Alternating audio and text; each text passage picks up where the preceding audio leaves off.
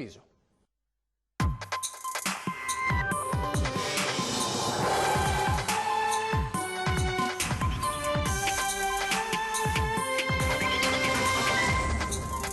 Presentato oggi a Marghera lo studio dell'Università di Padova sulla comunità di Vo per capire il coronavirus e la sua evoluzione.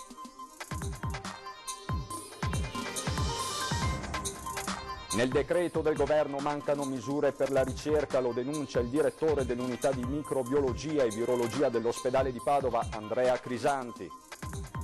Coronavirus al porto di Venezia, l'autorità portuale rassicura il caso è stato gestito in sicurezza e l'attività prosegue. Contagiato un dipendente di Veritas, secondo caso a Sando d'Ani Piave.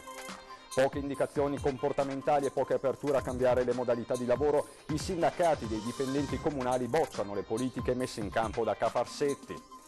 Pellestrina in lutto per la scomparsa del pensionato di Oriago, attesa per conoscere la data dei funerali. Veronese era originario dell'isola, il ricordo degli abitanti.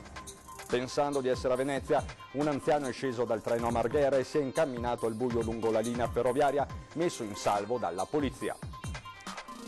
La 17ª edizione della mostra si aprirà ad agosto e non a maggio, troppo complicato far arrivare opere e artisti da tutto il mondo a causa della paura per il coronavirus. Bentrovati telespettatori di Antenna 3 Nord-Est, ancora una volta l'emergenza coronavirus ad aprire il nostro telegiornale con un aggiornamento in tempo reale sui casi di contagio in Veneto. Attualmente, stando all'ultimo bollettino ufficiale diramato pochi minuti fa, i casi sono 459, 52 in più rispetto al bollettino di questa mattina diramato alle 9. Nel dettaglio 2 casi in più a Belluno, 21 a Padova, dove sono complessivamente 104, 4 a Rovigo, il numero rimane invariato, a Treviso 12 casi in più, siamo a 108 casi per Treviso. Venezia 82 casi, più 8 casi rispetto al bollettino di questa mattina, Verona 37 più 10 casi, Vicenza 22 casi, in aumento di 3 casi. Per quanto concerne invece i residenti nel comune di Vo, quindi il primo cluster regionale in ordine di tempo, 84 casi. I casi in arrivo dalla Lombardia, quindi dalla zona soprattutto del Lodigiano, sono 3, assegnazione in corso per 9 casi, quindi complessivamente, lo ripeto, parliamo di 459 casi, di questi degenti in ospedale 130, la stragrande maggioranza continua a essere nei propri domicili. E a proposito di coronavirus, questa mattina all'unità di crisi di Marghera è stato presentato uno studio su Vo Euganeo, uno studio innovativo che permetterà di capire meglio il virus sconosciuto a livello internazionale. Sentiamo. Un progetto unico nel suo genere. L'Università di Padova avvia uno studio epidemiologico sui cittadini del cluster di Vo, anche con un secondo test campione. I risultati, che si avranno grazie agli abitanti che hanno accettato la proposta aderendo su base volontaria, serviranno dunque a definire i parametri numerici relativi ai numerosi aspetti dell'infezione. Abbiamo davanti un virus sconosciuto, di cui non sappiamo la velocità di trasmissione, l'efficacia del contagio.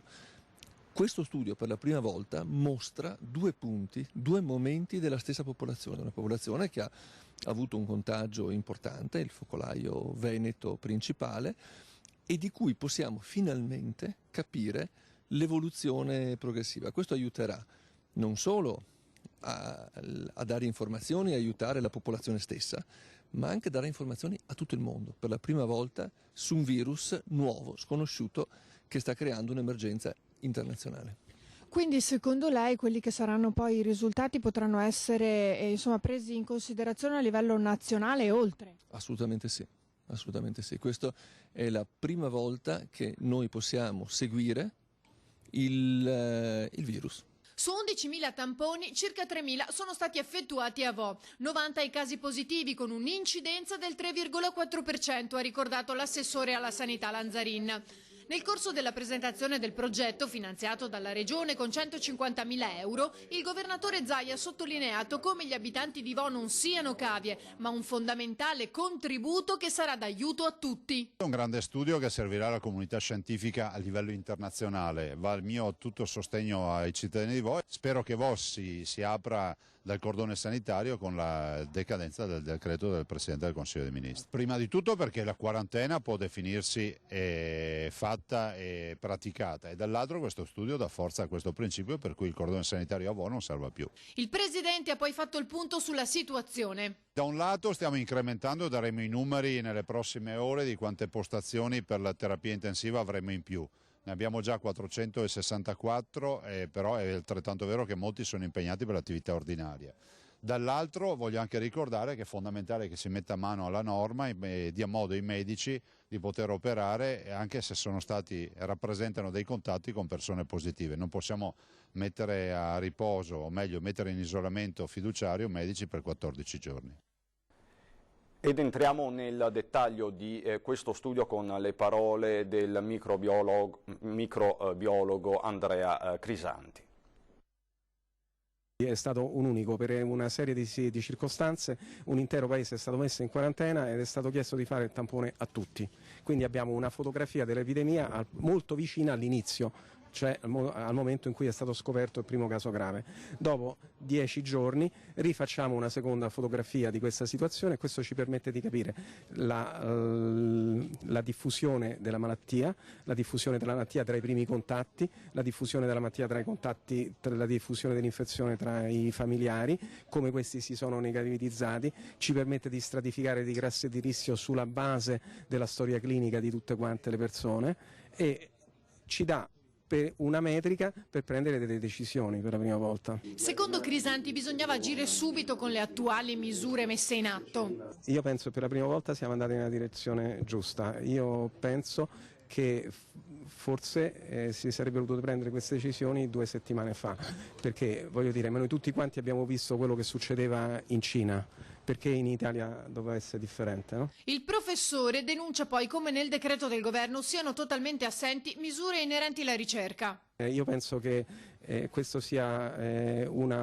una mancanza importante, perché ci troviamo di fronte a un'infezione di cui conosciamo pochissimo. Sono state prese misure prevalentemente di carattere economico, come se ci trovassimo di fronte a una inondazione o a un terremoto. Noi invece ci troviamo di fronte a un fenomeno che sarà destinato a durare per parecchio tempo e quindi sicuro vanno bene le misure di controllo, vanno bene le misure di contenimento e sorveglianza, ma dobbiamo dare la possibilità alla capacità del nostro sistema di ricerca di rispondere a questa emergenza. Un'emergenza destinata a vedere un aumento di casi nei prossimi giorni. Noi in questo momento stiamo fotografando la situazione di 6-7 giorni fa, quindi ci si aspetta che aumenti fondamentalmente per i prossimi giorni.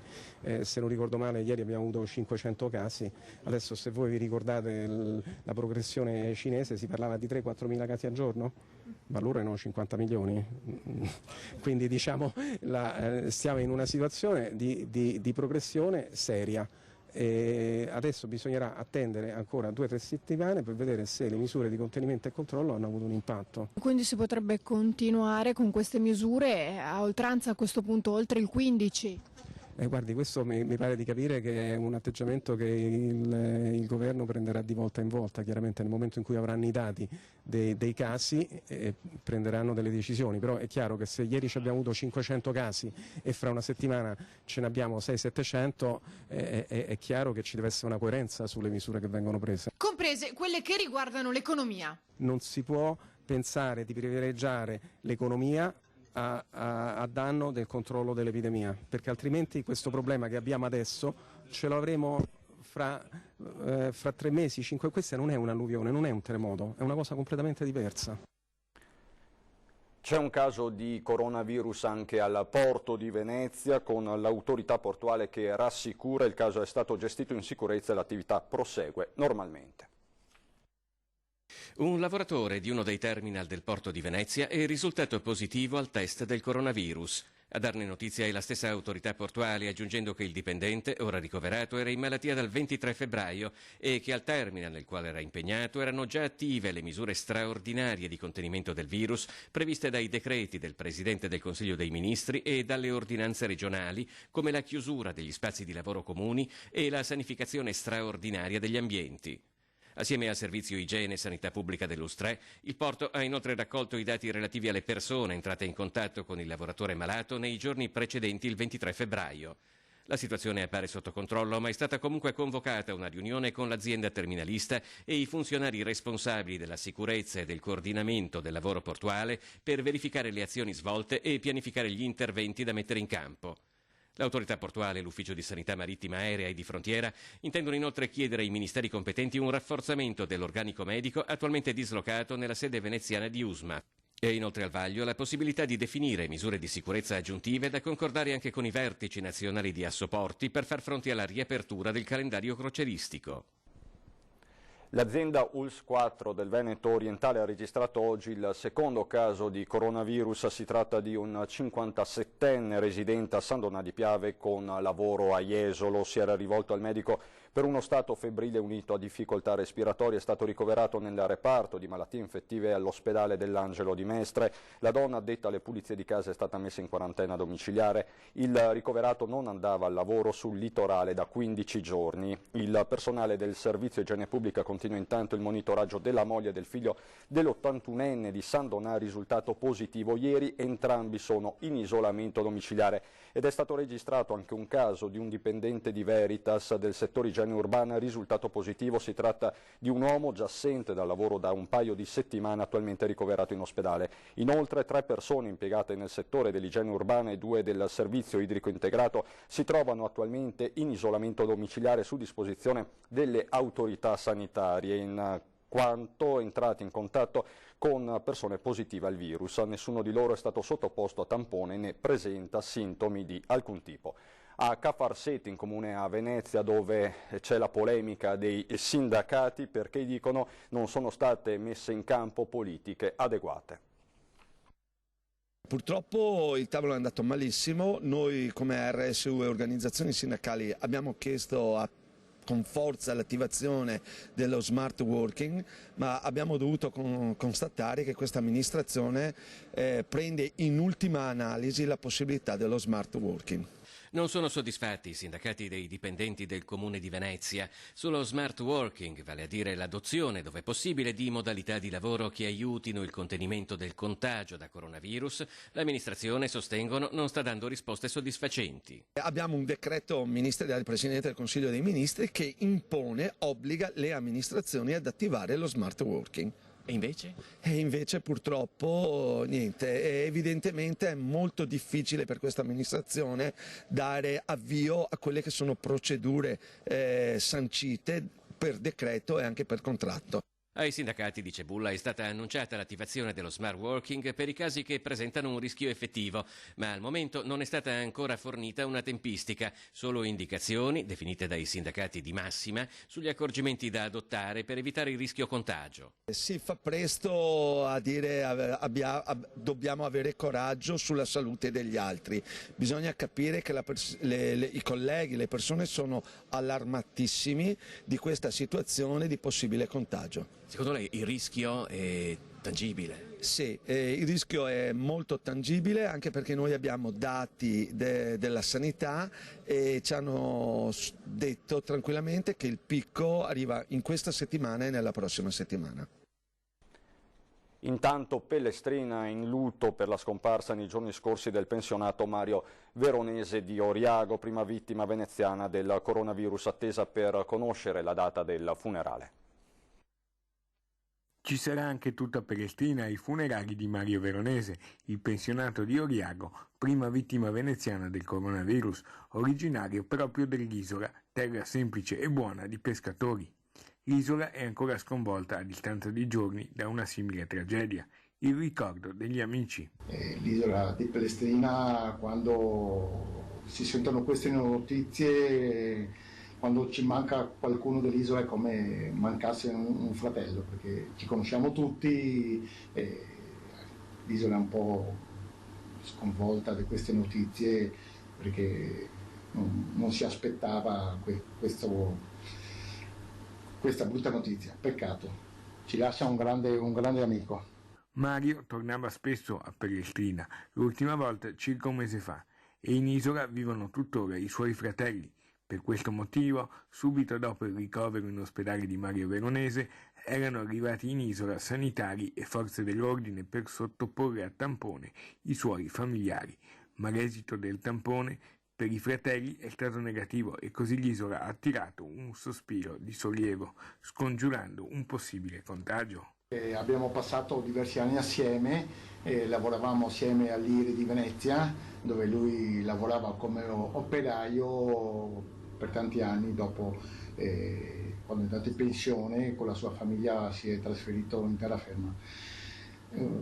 Che dire, una famiglia semplice come tutte le famiglie di Pellestrina, un grande lavoratore, so che ha altri 2 fratelli e una sorella. Mario Veronese non aveva mai dimenticato il suo legame con Pellestrina, partecipava alle sagre estive e ogni anno tornava per la festa della Madonna dell'Apparizione in agosto.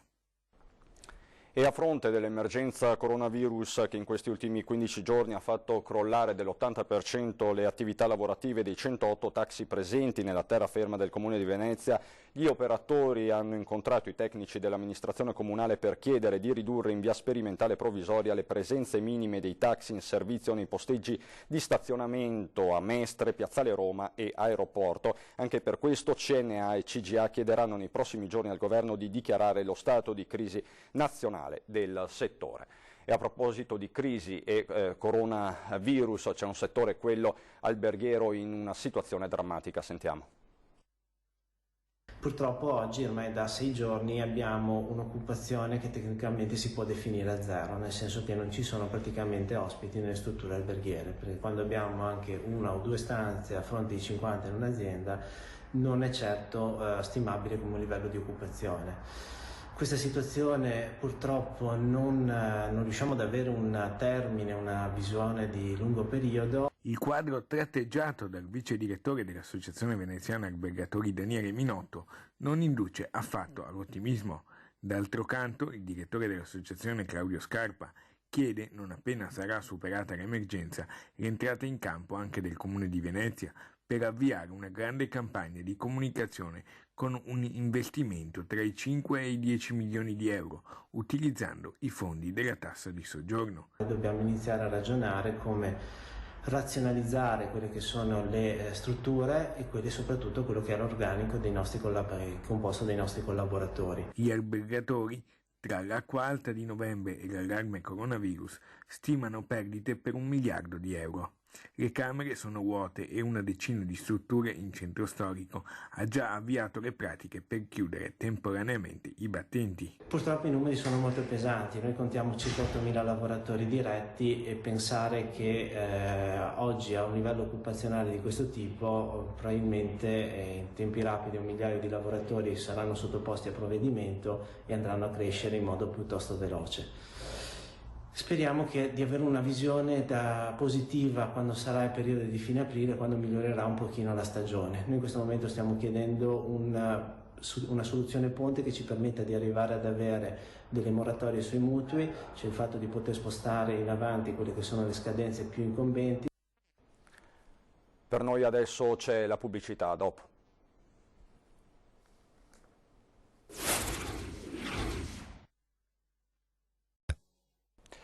Di nuovo insieme per una storia a lieto fine con protagonista un anziano. Si è conclusa positivamente la disavventura di un viaggiatore che, partito in treno da Verona, avrebbe dovuto raggiungere un conoscente che lo attendeva alla stazione Santa Lucia di Venezia. L'uomo, classe 1931, non sapeva che il treno fermasse anche a Porto Marghera ed è sceso sicuro di essere arrivato a Venezia. Capito l'errore, ha deciso di proseguire a piedi seguendo il sentiero di servizio tra i binari di marcia del treno. Sentendosi smarrito, ha poi telefonato alla persona che lo aspettava a Venezia, che ha chiesto l'intervento della polizia. In zona è arrivata una pattuglia della polizia ferroviaria che, assieme ad un equipaggio delle volanti della questura, lo ha rintracciato e ricongiunto con l'amico negli uffici Polfer della stazione. La Biennale, la 17ª edizione della mostra che si aprirà il 29 agosto anziché il 23 maggio, causa coronavirus. È stata rinviata al prossimo 29 agosto l'inaugurazione ufficiale della Biennale di Architettura a Venezia, curata da Shin Sarkis. Troppo complesso in questo momento di allarme planetario per l'emergenza coronavirus far arrivare in laguna artisti, opere ed allestimenti in tempo utile per il 23 maggio, originariamente previsto come data di apertura. È questa la prima decisione del nuovo presidente della Biennale, Roberto Cicutto, che non appena entrato in carica ha incontrato il sindaco di Venezia Luigi Brugnaro, quest'ultimo per statuto anche vicepresidente della Biennale. Lo slittamento dell'inaugurazione di Architettura ha subito innescato molti commenti di artisti e curatori. Sarà spostata a fine agosto in contemporanea con il Festival del Cinema. Indubbiamente è una cosa importante, una cosa grave, una cosa seria. L'ultima volta, se non sbaglio, è stato fatto durante la Seconda Guerra Mondiale, quindi i precedenti sono forti. La situazione è seria. Noi abbiamo curato 125 mostre in questi ultimi 20 anni e non è mai capitato. L'appuntamento con l'architettura per i 63 paesi è perciò rimandato al 29 agosto fino al 29 novembre, un'apertura quasi contemporanea con il Festival del Cinema che verrà inaugurato al Lido il 2 settembre, una concomitanza che regalerà così alla città 2 eventi mondani in pochi giorni a fine estate, molti i problemi logistici che la Biennale dovrà affrontare per architettura nelle prossime settimane. Il problema sarà sicuramente di carattere logistico, perché sicuramente non chi ha lo spazio all'interno dei giardini o alle corderie, però chi ha preso spazi all'esterno avrà dei problemi, perché sicuramente avranno già i contratti di affitto, i trasporti, eccetera, eccetera. Torna stasera su Antenna 3 a partire dalle 21:15 la Zanzega, un viaggio nel cuore di una delle città più importanti del Veneto. Vicenza, Lele e Ivo visiteranno alcuni simboli come la Basilica Palladiana, il Teatro Olimpico, il Museo del Palladio. A 20:10 ospiti di Lucio Zanato, Erika Baldin, consigliere regionale del Movimento 5 Stelle, e Riccardo Barbisan, consigliere della Lega. Adesso per noi c'è il meteo, grazie per l'attenzione, buona serata.